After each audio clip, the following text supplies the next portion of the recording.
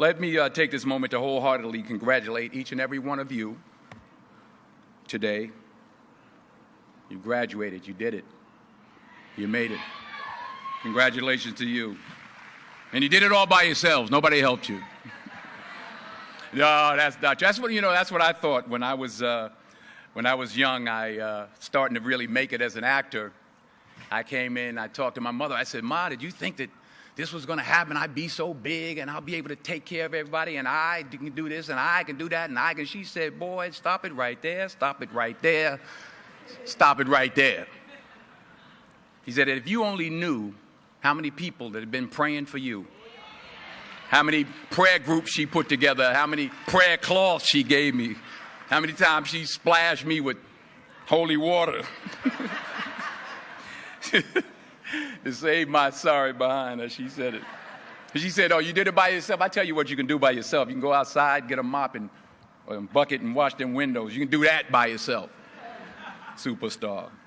So I'm saying that to say I want to congratulate all the parents and friends and family and aunties and uncles and grandmothers and grandfathers and teachers and friends and enemies, all the people that helped you to get where you are today. Congratulations to you all. I'm going to tell about 2-3 stories. I'm going to keep it real short. I remember my graduation. Speaker got up there, went on forever, blah, blah, blah, blah, blah, blah, blah, blah, blah. So I'm going to keep it short. Number 1, put God first. Put God first in everything you do. Everything that you think you see in me, everything that I've accomplished, everything that you think I have, and I have a few things, everything that I have is by the grace of God. Understand that. It's a gift. 40 years ago, March 27th, 1975, it was 40 years ago, just this past March, I was flunking out of college. I had a 1.7 grade point average. I hope none of you can relate. I had a 1.7 grade point average. I was sitting in my mother's beauty shop. They still call it beauty shops now? What they call it now? Yeah, I was sitting in the beauty parlor. I was sitting in my mother's beauty parlor, and I'm looking in the mirror, and I see behind me this woman under the dryer. And every time she looked up, every time I looked up, she was looking at me, just looking me in the eye. And I didn't know who she was, and I said, she said, "Somebody give me a pen, give me a pencil. I have a prophecy." March 27, 1975, she said, "Boy, you are going to travel the world and speak to millions of people." Now, mind you, I was flunked out of college. I'm thinking about joining the Army. I didn't know what I was going to do, and she's telling me I'm going to travel the world and speak to millions of people. Well, I have traveled the world, and I have spoke to millions of people. But that's not the most important thing, the success that I had. The most important thing is that what she taught me and what she told me that day has stayed with me since. I've been protected. I've been directed. I've been corrected. I've kept God in my life, and it's kept me humble. I didn't always stick with him, but he always stuck with me. So stick with him in everything you do. If you think you want to do what you think I've done, then do what I've done and stick with God. Number 2, fail big. That's right. Fail big. Today is the beginning of the rest of your life, and it can be very frightening. It's a new world out there. It's a mean world out there, and you only live once. So do what you feel passionate about. Take chances professionally. Don't be afraid to fail. There's an old IQ test, was 9 dots, and you had to draw 5 lines with a pencil within these 9 dots without lifting the pencil. The only way to do it was to go outside the box. So don't be afraid to go outside the box.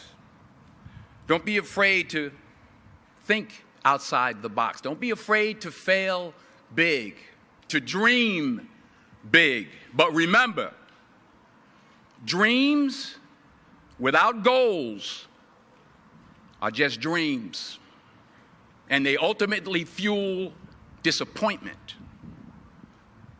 So have dreams, but have goals.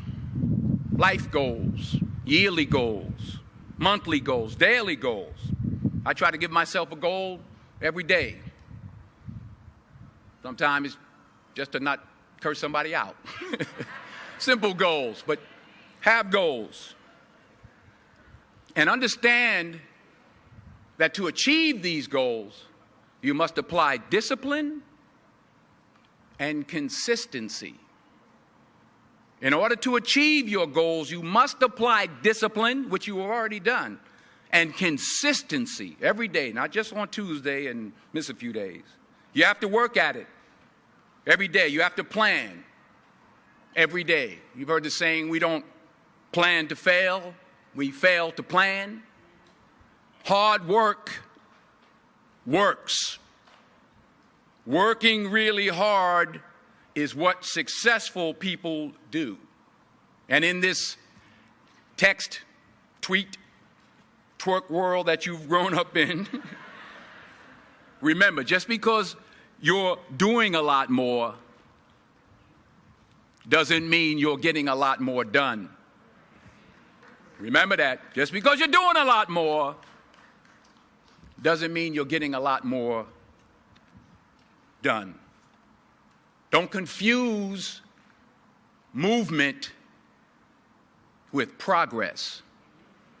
My mother told me, she said, yeah, because you can run in place all the time and never get anywhere.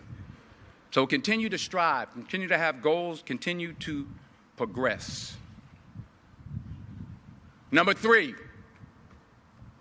you'll never see a U-Haul behind a hearse. I'll say it again. You'll never see a U-Haul behind a hearse. I don't care how much money you make, you can't take it with you. The Egyptians tried it. They got robbed. That's all they got. You can't take it with you. And it's not how much you have. It's what you do with what you have. We all have different talents. Some of you will be doctors, some lawyers, some scientists, some educators, some nurses, some teachers. Yeah, okay. Some preachers. The most selfish thing you can do in this world is help someone else. Why is it selfish? Because the gratification, the goodness that comes to you, the good feeling that I get from helping others, nothing's better than that. Well, one or two things, but nothing's better than that. Not jewelry, not big house I have, not the cars, but it's the joy. That's where the joy is, in helping others. That's where the success is, in helping others. Finally, I pray that you put your slippers way under the bed tonight, so that when you wake up in the morning, you have to get on your knees to reach them.